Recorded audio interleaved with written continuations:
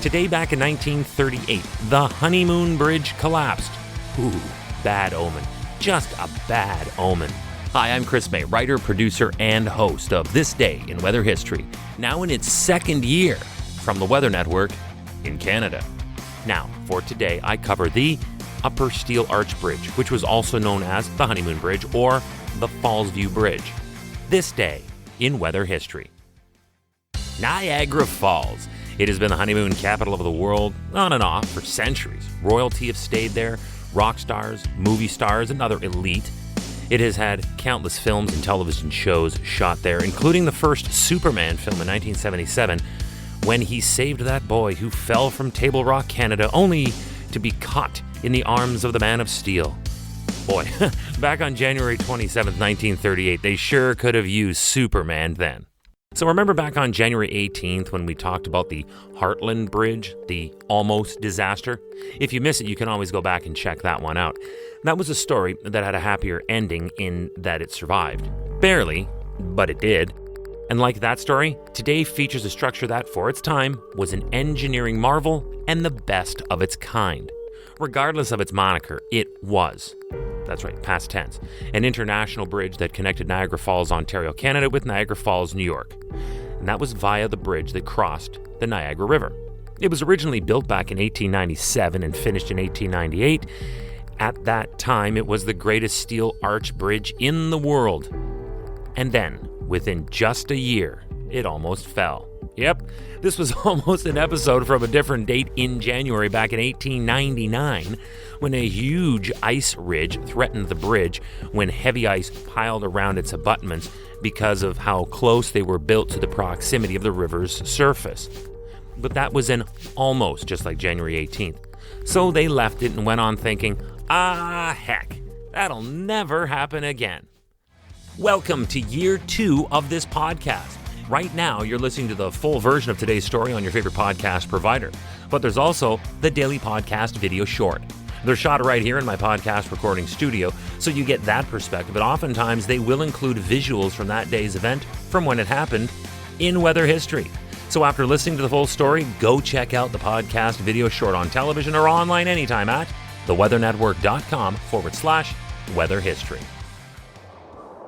On January 23rd of 1938, a sudden windstorm on Lake Erie sent a deluge of ice down the river and over the falls. Within 12 hours, the river below the falls was jammed with so much ice that the pressure was up against the bridge abutments again and the hinge supports of the arch. This crush was too much and lasted too long. It was only a matter of time until the bridge would give in and buckle under that pressure. The bridge was going to collapse. Oh, it held in there valiantly for several days. It was such a foregone conclusion that it actually attracted thousands of onlookers every day who wanted to be there when it would eventually fall into the river. And that day came. On January 27th, this day in weather history, it fell into the river in one piece. It ripped away from the American side, pulling down the Canadian side, and into the icy water it went. Now, over time, it would be cut into pieces, and in the current, it would be swallowed up eventually and disappear forever. Again, like I said at the beginning, not a good omen in that it was called the Honeymoon Bridge, and it came crashing down into the cold, icy waters of the Niagara River. But this story is actually far from over. As a fun footnote, and a light at the end of this tale, construction of a replacement bridge took no time. Within a short period, they got to work, and this time the abutments were much higher off the river. It was named the Rainbow Bridge, and its grand opening was within 3 years of the sinking of its predecessor. It happened in November of 1941. And this much better designed bridge still stands proudly today as a signature attraction in the tourist-jammed Niagara Falls when you visit there today. Even if you visit, say, this day in weather history.